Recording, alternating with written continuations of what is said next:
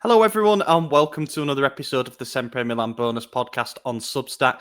This week, we are going to be talking about the news that was announced, that is UEFA accepting Milan-Como's proposal to play a league game all the way over in Western Australia.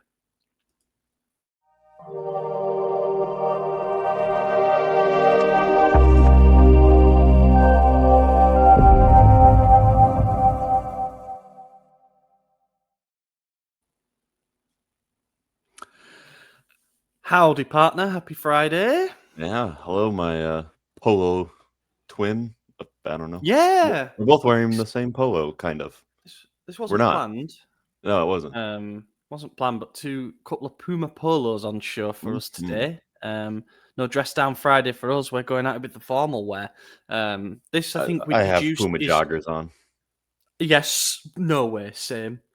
I'm Okay, that is. Nah, that's mad. That's crazy. No, that is a bit weird. We didn't even know that until we started recording. So in sync. Just a reminder, Steph, you are C team. I had a bit of stuff on the main pod and just needed to mark my scent. But no, I actually appreciate you two boys stepping up and doing that earlier in the week. I was up north at a family event. Well, it wasn't a family event, it was a funeral. Those things can't be moved, so I had to skip this week. But you two boys did a fantastic job recapping the Juve game. And obviously we're in mid-international break now, so everything feels a bit quieter again until we resume a week on Sunday against Fiorentina. Apparently Pulisic is expected to miss the friendly because he's injured. That's a worry. Yeah, I read that this morning. That sucks. Yep. Let's hope it's just a bit of workload management or whatever they like to say now, but we know he's had problems with an ankle knock, and I don't know if he's fully got over it yet, even though his performances have been good enough to warrant him September Player of the Month in Serie A. And Allegri Coach of the Month. And the sponsor for that is? Philadelphia. Crazy, isn't it? Yep. It shouldn't be the other way around, because Pulisic is from He's from Pennsylvania. Yeah. I mean, he was born in Pennsylvania. Hershey, in it, where they make the chocolate. Yep. Right? Yeah. Rancid chocolate. Yeah, good on those two. Good to see the club has turned at least an immediate corner, and fingers crossed that it continues. But they haven't turned a corner off the field. Well, we'll get into it, and I think we both have the same kind of opinions on what we're going to talk about today. But in the past few days, UEFA have confirmed that they've given the green light to 2 games to be played outside of their jurisdiction. To be more specific, Milan-Como will be played in Western Australia, and Barcelona v Villarreal will be played in Miami. Nowhere I'd rather be going. But yeah, I mean, they're saying it isn't a precedent, but for me it is. You know, they're saying that there's special dispensation because both of the home clubs for the fixtures can't use their stadium for different reasons. So San Siro is out of action for a 2-week period in February because of the Winter Olympics. There's a big opening ceremony there, and there's other things there. It's a logistical nightmare having it there during the season. Of course, it's us that get screwed over the other team that play there, but we'll come on to that. And Barcelona are having some problems with the Camp Nou renovation. I think there's something where they're having to move it for whatever reason. Yeah. They've been getting renovated for 15 straight years. I don't understand it. Yeah, I think I went the season before it started getting renovated. Did the stadium tour, look around it one more time before it changes completely. It was a nice enough stadium before for me, but here it is. This is the way that the modern game is going. So what we're going to try and do with this Australia game is break it down into pros and cons. Now, I think one list is going to be longer than the other. But let's do the pros first, should we end with the pros as a positive thing? Nah. People want to hear the fun stuff at the end. So, okay. Yeah.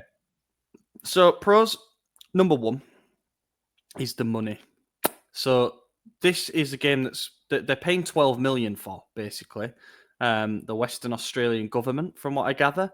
Now, they've paid out millions before for a game to be played over there, namely the Milan-Roma friendly that was played mid-season, rather bizarrely, at the newly constructed Optus Stadium, and that's where this game is going to be played. And they also paid, I believe they paid for the Perth Glory friendly that was played during the summer after we'd played Arsenal and Liverpool out in the Far East. We went down to Australia and whooped Perth Glory for no apparent reason, but that was quite funny.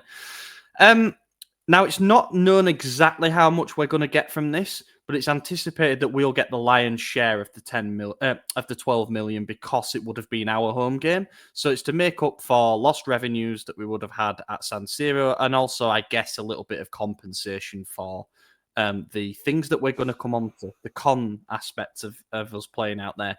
Does the money matter to you? I mean, it's not pence. Let's say we get 10 million of it. That's not bad necessarily. It's more than we would have got at the box office for that particular game. The highest growth Champions League games are usually coming around that, so it's quite a lot.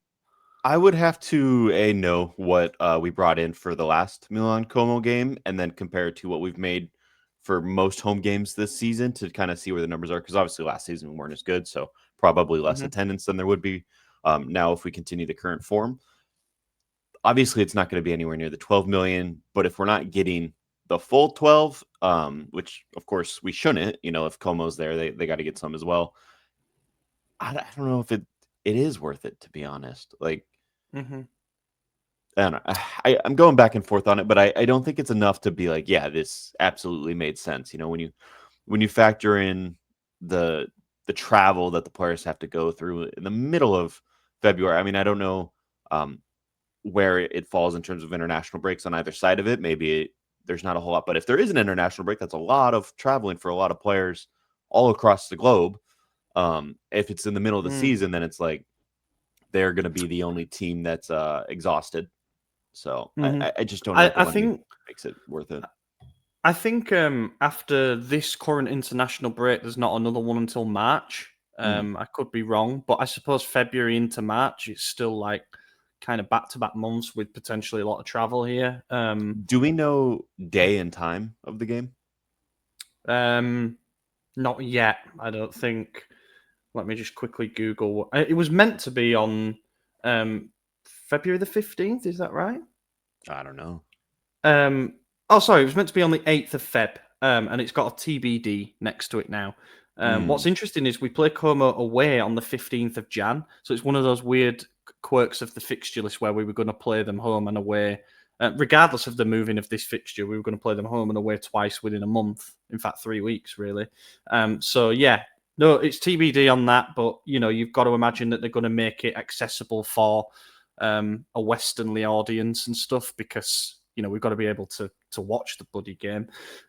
Is there an amount of money that you would have just thought, yeah, that's a no-brainer? Like, I don't care what game you move there. 25 million sounds great. Yeah.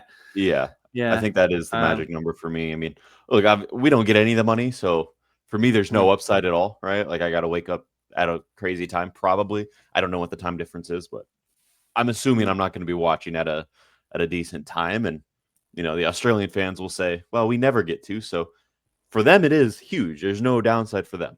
I'm not Australian. I don't live there. So, I guess the amount of money to where I could say I understand why they did it would probably be 25. Okay, yeah. I'm just looking here. So it's currently 5 minutes past 1 in the afternoon here in London. Over in Perth, it's 5 minutes past 8. So you've got a 7-hour time difference for us over to there. And then New York, which is yours, you're 8:05 a.m. That right? So it's 12 hours. So you'll be watching. So 2 a.m. Oh, you won't be watching, probably, is the answer to that. Yep. Unless they do something. I don't even know what would work. I mean, they'd have to be kicking off around now, I guess. If they kick off at 8 p.m. their time, that's midday for us and morning for you. Maybe that's the time that would work. That which is would kind be of what good. they did for the Perth friendly, I believe. So, yeah, maybe it can work, actually. We've had 8 a.m. games before, so that's not a problem for me. I could handle that. But if it's like at an appropriate time for them, which would be, 2:45 a.m. for me or whatever, probably not too thrilled. So, yeah. Ideally, it would be, if it is like a 2 a.m. kickoff for me, it would be 2 a.m. Sunday morning, and there would be a big UFC card before so that ends at 1:30 in the morning, and then I just stay up, Straight into the game. Straight into a 0-0 draw because all the players are fucked. Yep. The other pro that I've got written down. So now's probably a good time to disclose that I have had a conversation at length with somebody at Milan about this because I think they knew from a certain point that this was going to be accepted, and they wanted to brief the media about it. And I think they wanted to kind of give some information on their viewpoint on why they, Como, and Lega Serie A, because Serie A have backed this. That I think that's important to note as well. Why they have decided to push the idea forward, and something that kept being sort of repeated was this idea of exposure and engagement. So, like, we're going out there to help grow Milan as a brand, to help grow Serie A as a product, to engage with fans that don't normally get to be so close to the team.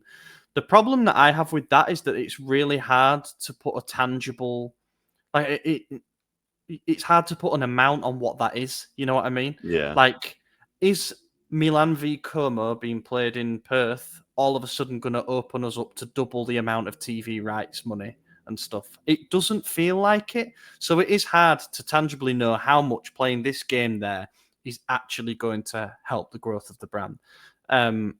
And then you sort of get into this whole thing of like, and this is kind of a con too, is that isn't this what pre-season is for?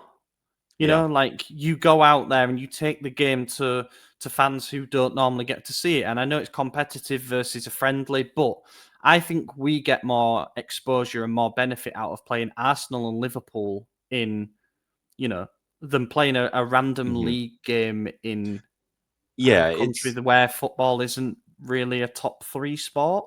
which I think is the point in a weird way. And Maybe. I agree Yeah. with you, but to play devil's advocate, you take it to a country where the sport's not as popular to build that popularity. Yeah. And because I'm seeing it from the reverse side as an American who's now watching NFL games played in Spain, in England every year, and American football is not a popular sport worldwide. So they're No. going to these places where European football is the number one sport, and they're trying to grab a bit of that market. And I think it's been successful overall. I mean, you went to one of the games. You said it was a pretty packed Yeah. stadium, right? At Spurs or at Wembley, Yeah, one of them. I've been to Wembley and to Spurs both Oh, times to see the Chicago Bears. But yeah, it's an event like the global series or the European mhm. games. I think they're calling them. It seems to be growing each year. There's now Yeah, multiple London games. There was a Dublin game this year, which yeah, followed that's right. on from there being a college football. I think Notre Yeah, Dame played out in Dublin, and then they said we could do this for the NFL. Then there's a game in Munich and a game in Madrid as well. yeah. So The Madrid like, game is Commanders. yeah. Oh, is it? Oh, that's Yeah, quite cool. thought It'd be a about good going, but trip if you could not cheap. afford it. Yeah, Yeah, exactly. exactly. Yeah, So I'm yeah, like, hmm. yeah. Um, And well, affordability is one of the things that we will mention here as well. But yeah, I think you could argue that that project has been successful. Bringing the yeah. NFL to a European audience. But there is a distinct difference with I football, also am our football. curious, you know, th- what is the appeal of taking it to Australia? And I mean that with zero disrespect towards Australia, obviously, but if it's not a top three sport, and you know, again, preface, I'm just a dumb American. I don't know anything about Australia. It's literally on the exact opposite side of the world. Like we're 12 hours apart in a 24-hour day. I mean, we're opposite ends. I I'm don't know a whole English, lot and about we it. we basically populated that country, so Yeah, I'll with speak as the voice of expertise on all yeah, Australian matters, exactly. as is my right as an Englishman. So I don't know how much like making it popular in Australia is valuable to Hmm. Syria specifically because that's the league they're watching, right? So that seems a little odd to me. And then on the other game that's going, Barcelona and you said Valencia or Villarreal or whomever, I don't know. Villarreal, yeah. They're going to Miami, a city that already speaks almost predominantly Spanish, which is fine, but they already follow La Liga more than any other league in America.